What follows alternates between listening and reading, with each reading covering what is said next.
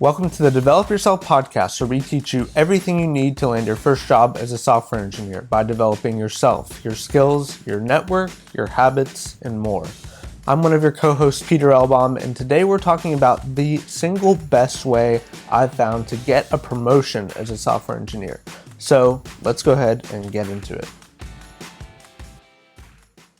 Our topic today is the best way to get promoted as a software engineer. So I'm going to tell you about the technique that I used to get my last 2 promotions when I had a job, and I think it's the best way to get a promotion.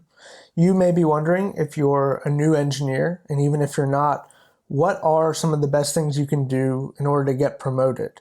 And there are things that are more obvious than others, like, for example, get good at what you do, provide business value, be helpful to your teammates. But there's one area where a lot of people fall short. And because of that, it means that you have an opportunity.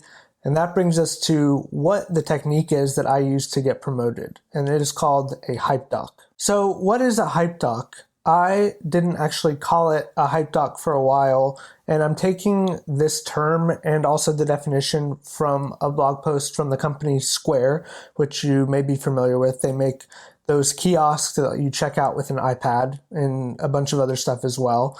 But Square has this great blog post that we'll link in the show notes where they describe this thing. And so by their definition, a hype doc is a running list of all your accomplishments and successes. It's a place where you keep track of your growth and regularly jot down things that you're proud of doing. A hype doc isn't a resume or a promotion packet or a formal self-assessment, but it's certainly helpful when filling those things out. While you can and should share your doc with others, the primary audience of your hype doc is always yourself. It's for you to know what you're doing and why it matters so that you can present yourself well. So yeah, basically the hype doc is a running list of what your accomplishments are. That could be either in the Notes app, on your Mac, or it could be in a Google Doc, really whatever your preferred note-taking system is. The point is that you have this list of what you've been doing and the value you're providing, your successes, as I said in that definition. So this is a very powerful technique, and it seems simple, and it is simple, but as I mentioned, this is an area where a lot of people fall short, where a lot of people don't do this, and I think that is a detriment to them and to not only their growth, but their chances of promotion. So because of that, let's talk about why the hype doc is powerful. Number one, nobody knows your work better than you do. Your manager cannot possibly know everything that you're doing, even if they're a really good manager, even if they're very engaged. By definition, being a manager means that you are at least one level removed from doing the actual work. And there's a certain level of obscurity that comes with that, right? When you're a manager and you're removed from doing the work, you just don't have all the detail that someone who is actually doing the work has.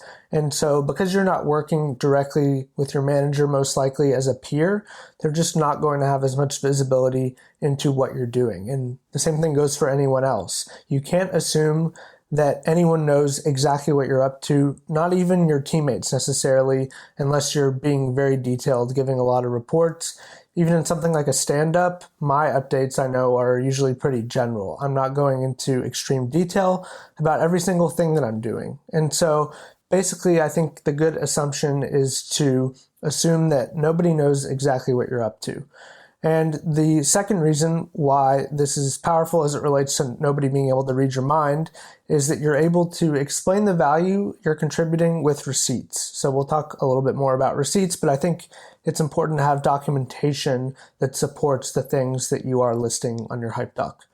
The second big reason why a hype doc is powerful is that it prepares you to advocate for yourself. So I mentioned before that in the definition that I read from the Square blog posts, the audience is yourself, but it can be helpful for you to prepare for promotions. So when you keep a running list of the value you're providing, you just have a lot of options to pull from when it comes time to explaining the value you're providing and advocating for yourself, whether that is a promotion or a title change or more money.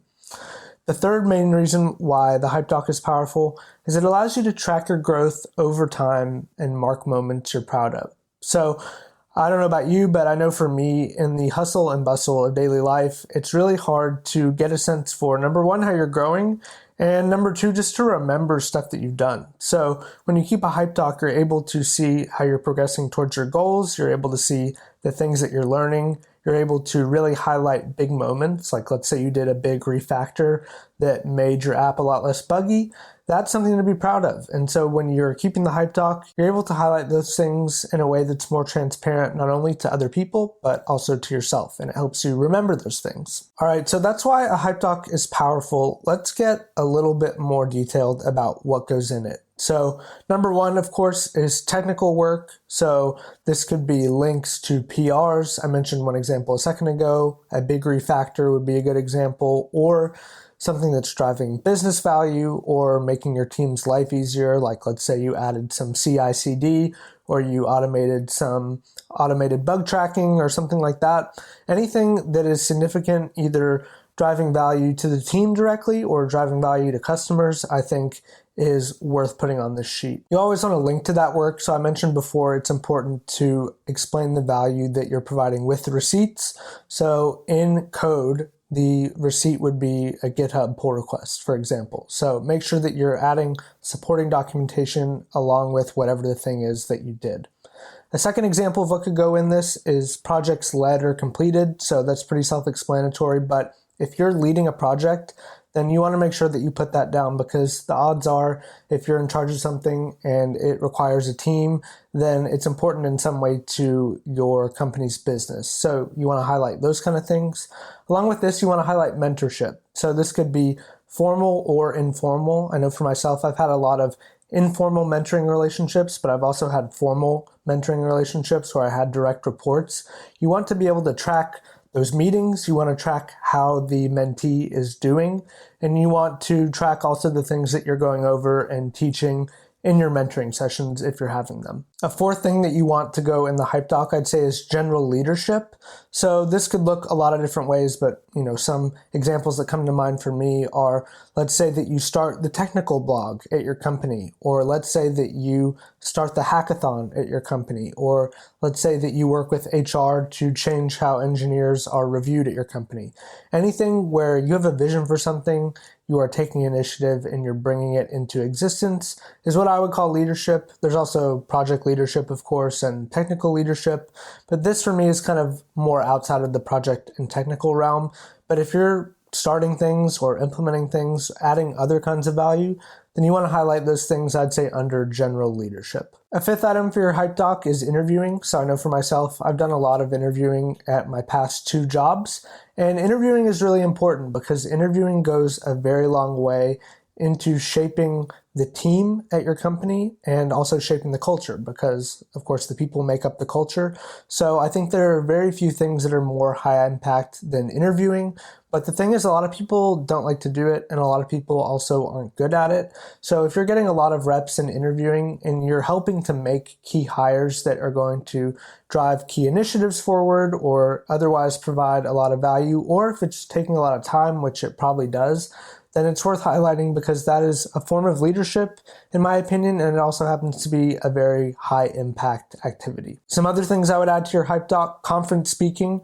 So conference speaking is something that's been super helpful to me, and it's important to add for a lot of different reasons. One is that it brings visibility to your company. So assuming that you're going in with an association with your company and not just as a solo individual for your personal brand, then that brings good publicity to your company and also helps you build credibility in whatever the thing is that you're talking about, and just makes you look legit. It makes your company look like they're hiring all-stars. So put conference and meetup speaking down there.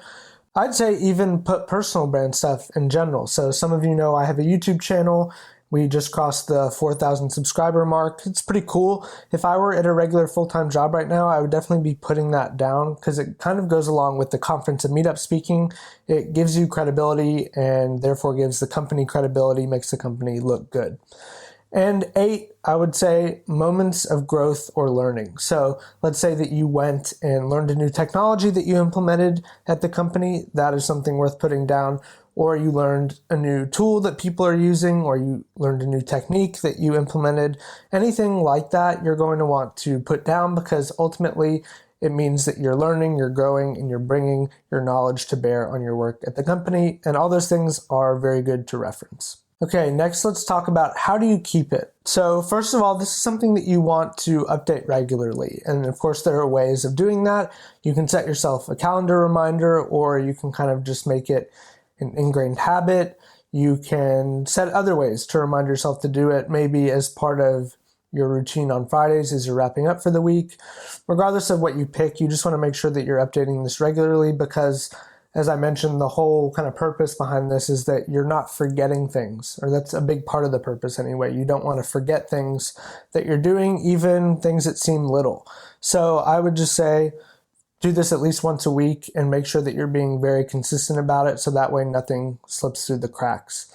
Number 2, ease over perfection. So of course there's, really fancy ways you can do this with all kinds of, templates or whatever. You can make a fancy spreadsheet. But what I ended up doing was just keeping a Google Doc and, very little in the way of formatting or really any kind of contextualization or buckets. There were 3 buckets basically, like to do, doing, and done. So it was kind of like a very simple Kanban, but it wasn't a board. It was just a document. And that worked fine for me. I think it worked fine for my managers as well. So as I said, ease over perfection. You just want to get something working, get something going, and ideally something you could share with people. So I would say maybe a Google Doc or maybe a Trello board, really whatever. I'll leave that up to you. But the point is that you want it to be easy rather than perfect. Number 3, as I just mentioned, you want to share this doc with your manager. So there are a few different reasons for this. It helps your manager when you come up for promotions to know what you've done. So this works differently in a lot of companies, but a lot of times a manager will have to make some kind of justification for why you should get this particular promotion. It makes life really easy for them when they have a big old list of things to pull from. So you want to make sure that they are aware of it. It also just helps them to know, as I mentioned before, what you're up to. So if they can check the list every so often and see stuff that you've been doing, I think that's really good. And that kind of goes along with my second point, which is that it makes it easier for them to gather information in general. So I think transparency is good in working relationships, and the more people know what you're up to, the better, and the easier it is for you to communicate the business value that you're providing. Back to how to keep this thing. My last point is that it's great for small fixes. So I basically think nothing is too small for this. Of course, there are some things that are extremely granular, like you maybe don't want to put every little bug fix on there, but sometimes there are bug fixes that actually provide a significant amount of business value or make life a lot easier on your customers or on your teammates. And so I don't think there's that much on there that I would consider to be too small. Of course, use your discretion, but I think even little stuff is interesting. Like, for example, let's say you upgraded some NPM packages. It's a small thing, but it's actually significant because a lot of times there'll be security patches in upgraded versions, or it's just a good practice to do to update your NPM packages. And so that's a small thing, but I think those are the kind of things that show leadership, in my opinion, the small things that are easy to overlook that oftentimes nobody ever does until it bites you in the butt. So basically, as I said, use your discretion, but I don't think there's that much that should be left off of this. And lastly, I have a personal story for you. So I've mentioned this a few different ways, but I have implemented this strategy to get promoted. And it actually didn't start out as a hype doc. I actually didn't know the word hype doc until I read this Square blog post. It actually was just a Google Doc that my manager created for us that was actually called goals. So it was a goals sheet, but we ended up kind of taking the approach here that I've outlined with the hype doc. And so over time, I did one a year. So for example, in this job, I did one in 2020. I did one for 2021, but I'd start out with a few high-level goals, say 5 or 6. And then I would have a list of not only things that I was doing, like I would have goals in progress that had to do with my high-level objectives, but I'd also add things that I was doing in my projects, and I would especially add things that I was doing in my projects to the done section. So as I mentioned, we had to do, in progress, and done as the 3 sections. And I just added to this thing over time. I actually didn't need any of the process I mentioned as far as the calendar reminders and stuff like that, because I kind of got addicted to adding to my sheet. And so I would just add to it whenever I did something I thought was cool or significant. I would add it to the done column. And over time, this thing grew and grew and grew. And actually, in the fall of 2020, I got a promotion. And so I'd been at this job for about a year and a half, but promotions had been frozen due to the pandemic for about 6 months. So I'd say this was about as early as I could have been considered for a promotion, and I got it. And at the end of the day, when I was talking with my managers about this, they specifically referenced my Hype Doc and said that the fact that I had filled it out so regularly and that there were so many things on it made it really easy for them to advocate for a promotion for me. And so I know I'm just one person, this is just one example, but I think it's significant that I have an example of how this thing worked in my favor. And obviously nothing's guaranteed. It's not guaranteed that if you do this, you're going to get a promotion, but it definitely can't hurt. And I think the more that you can do to show what you're doing, to show how hard you're working, to show the value you're providing, it's going to be better for you. The more you can do that, the better. And that's really my point with this whole thing. One more thing I wanted to note, you heard me mention the word value a bunch. I probably said the word value 50 times so far in this podcast. And I think an important thing to note there is it's very much how I think about work and employment. So basically for me, a job is just a deal that you're striking in the labor market. It is a value exchange, right? You get paid in exchange, you're supposed to provide value.